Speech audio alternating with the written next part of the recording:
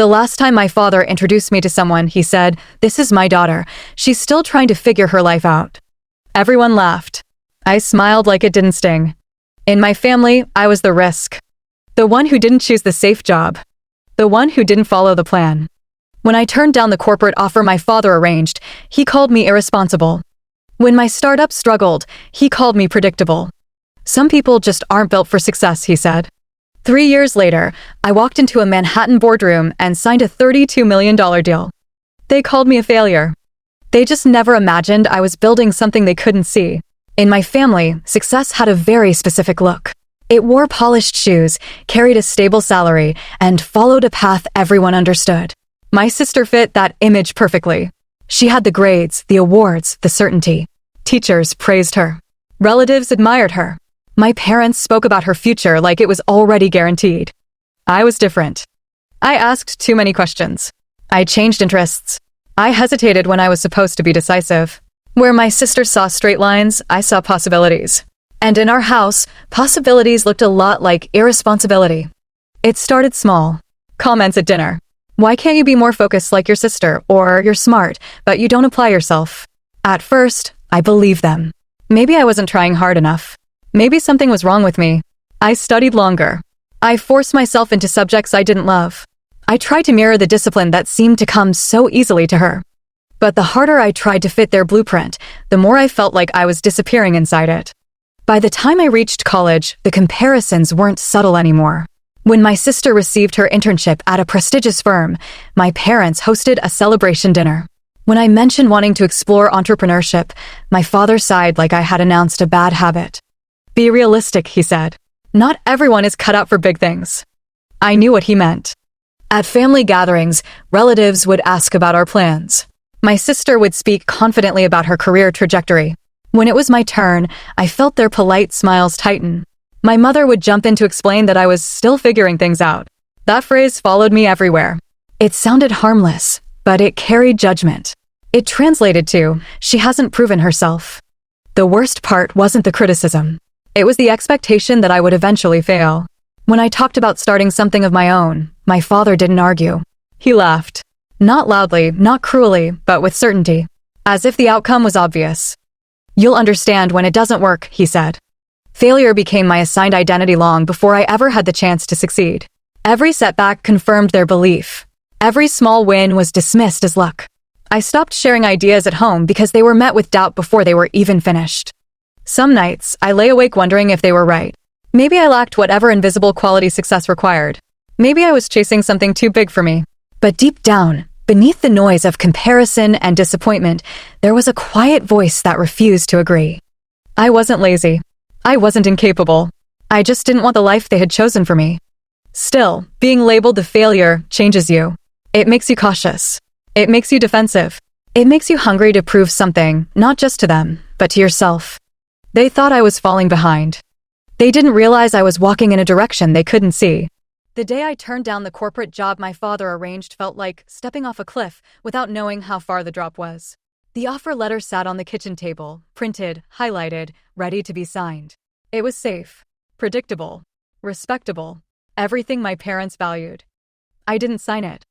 "I'm starting my own company," I said instead. The silence that followed was heavier than shouting. My mother looked confused. My father looked embarrassed. Not angry, embarrassed. As if I had just confirmed every doubt he'd ever had about me. "You're not ready for that," he said flatly. "Be realistic." But I had already made up my mind. 2 months later, I moved into a tiny apartment across town. The paint peeled near the windows, the heater worked only when it wanted to, and the kitchen barely fit a table. It was nothing like the life my parents imagined for their children. But it was mine. I started small, offering consulting services to local businesses that couldn't afford big agencies. I built websites, optimized systems, fixed inefficiencies. I did everything myself. Sales calls in the morning, strategy in the afternoon, invoices at night. At first, no one took me seriously. Potential clients asked about my team. I told them there wasn't one. They asked about my track record. I told them I was building it. Many smiled politely and chose someone else. Rejection became routine. Emails that started with, "We've decided to move in another direction," felt personal at first. Then they just felt normal. I learned to read between the lines. I improved my pitch. I studied competitors. Every no sharpens something inside me. Money was tight. There were months I calculated rent down to the dollar, hoping invoices would clear on time. I skipped dinners out. I reused old notebooks. I wore the same blazer to every meeting. Pride wasn't useful when you were building from scratch. Meanwhile, updates from home reached me through relatives. My sister had received a promotion. My parents were proud. They still described me as trying something. It sounded temporary, fragile, like a phase that would end with me returning to safety. Sometimes, late at night, doubt crept in. I would sit on the floor of my apartment, laptop open, numbers not adding up, and wonder if my father had been right. Maybe I had mistaken stubbornness for ambition. Maybe this was the predictable failure he expected. But then I would remember the way he laughed. And something steady would return. I wasn't trying to impress them anymore. I was trying to prove to myself that I could survive uncertainty, that I could build without permission. Slowly, things began to shift. A small client referred me to another. That client renewed their contract. Revenue stabilized, not dramatically, but enough to breathe. I reinvested everything back into the business. Better tools, smarter systems, longer hours. I stopped seeking validation. I stopped explaining my vision to people who had already decided it wouldn't work. Instead, I focused on execution. The risk didn't feel heroic. It felt exhausting. It felt lonely. It felt like walking through fog with no guarantee the road continued. But every day I kept going, I grew stronger, more decisive, more certain of my instincts. My parents saw instability. I saw momentum forming quietly beneath the surface. They believed I was gambling with my future. They didn't understand that I was building it piece by piece, risk by risk, without asking anyone for approval. By the third year, something shifted. Not overnight, not dramatically. There was no single lightning bolt moment. It was more like pressure building quietly beneath the surface, slow, steady, invisible to everyone except me. I had stopped chasing big clients and started mastering small ones. Instead of trying to look impressive, I focused on being effective. I helped struggling businesses streamline operations, cut costs, and modernize outdated systems. I listened more than I spoke. I delivered more than I promised. That reputation began to travel. One of my earliest clients, a mid-sized logistics company, had taken a chance on me when no one else would. I rebuilt their internal software processes from scratch. It wasn't glamorous work. It was long nights, debugging errors, fixing inefficiencies no one else wanted to touch. 6 months later, their profits improved. A year later, they were acquired by a national firm. That's when my phone rang. The acquiring company had reviewed everything during due diligence. They weren't just impressed by the numbers, they were impressed by the systems behind them. My systems. They wanted to meet. The meeting was set in Manhattan. When I hung up that call, I didn't celebrate. I didn't tell anyone. I sat quietly in my apartment and let the weight of it settle. This wasn't just another pitch. This was the kind of room people like my father respected. For the first time, I wasn't walking in as the underdog. I was walking in because they saw value. The week before the meeting, I prepared relentlessly.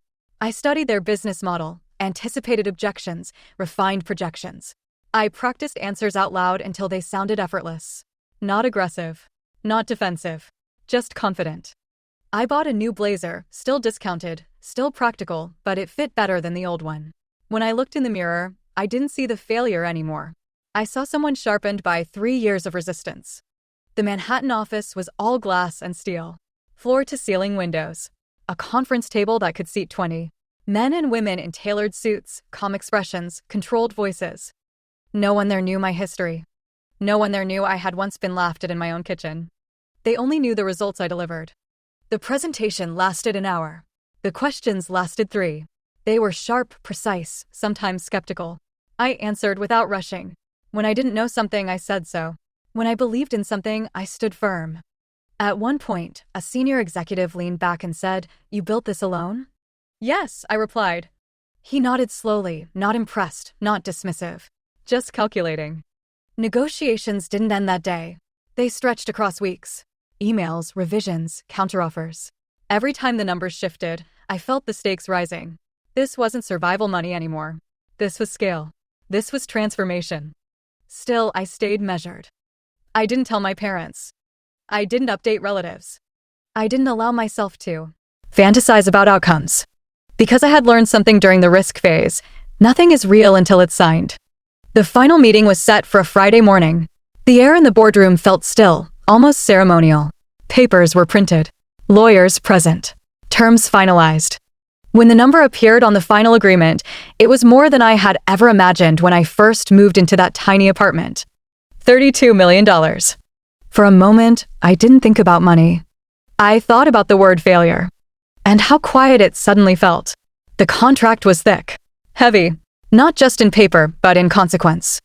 Across the table sat executives who had negotiated deals far bigger than this.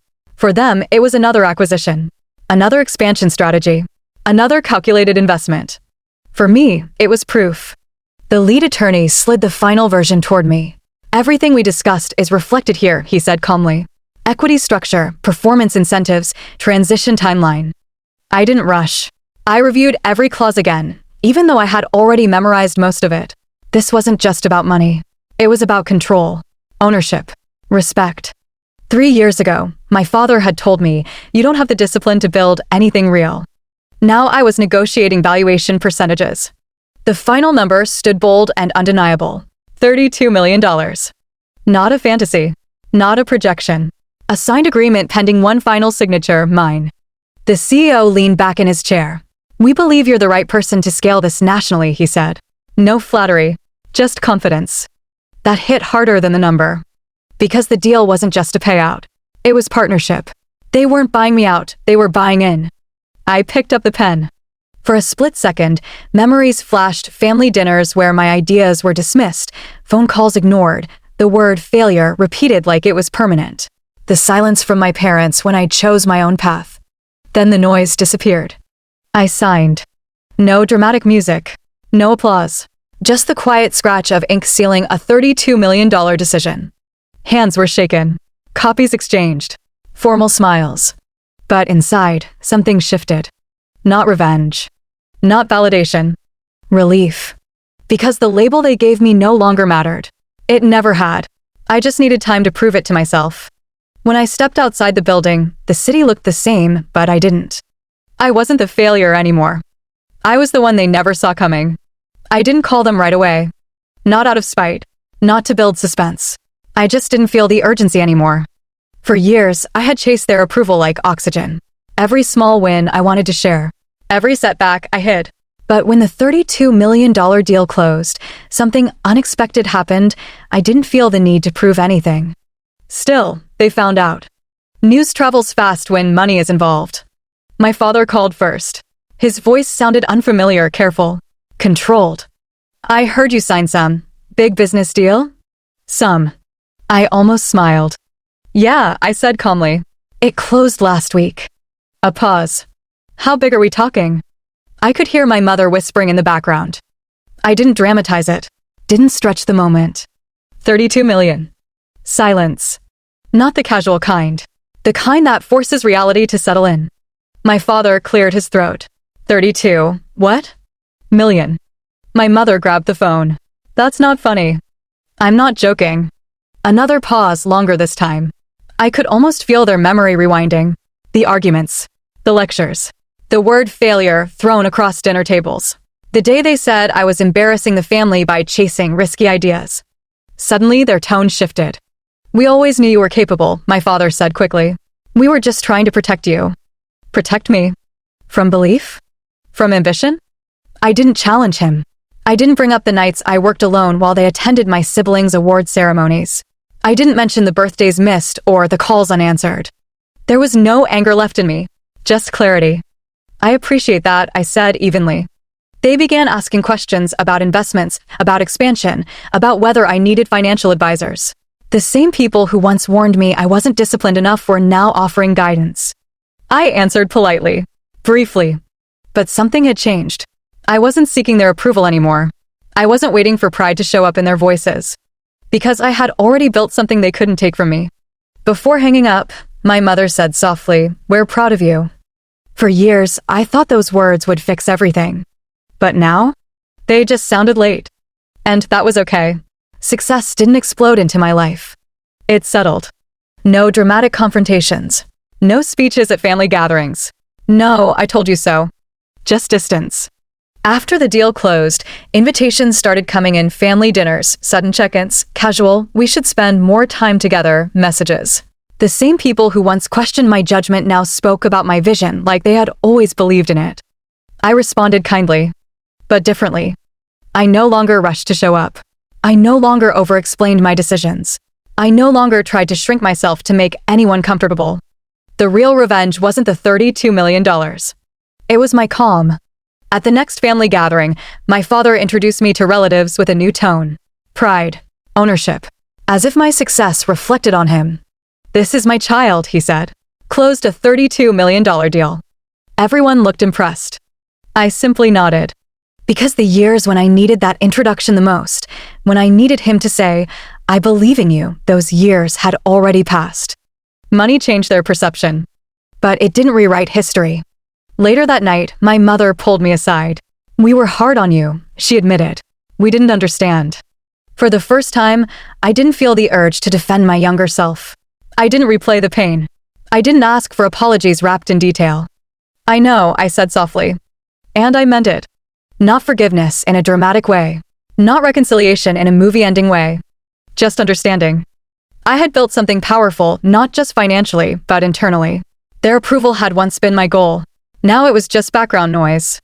As I drove home alone that night, the city lights reflecting against the windshield, I realized something.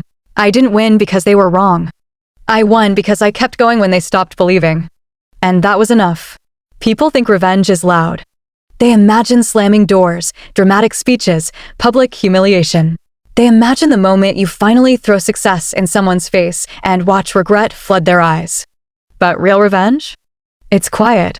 It's waking up in a life you built without their permission. It's sitting across from the same people who once doubted you and realizing you no longer need them to understand. For years, I thought the final moment would feel explosive, that I would finally say everything I had rehearsed in my head, every insult, every dismissal, every time I was called unrealistic, irresponsible, a failure.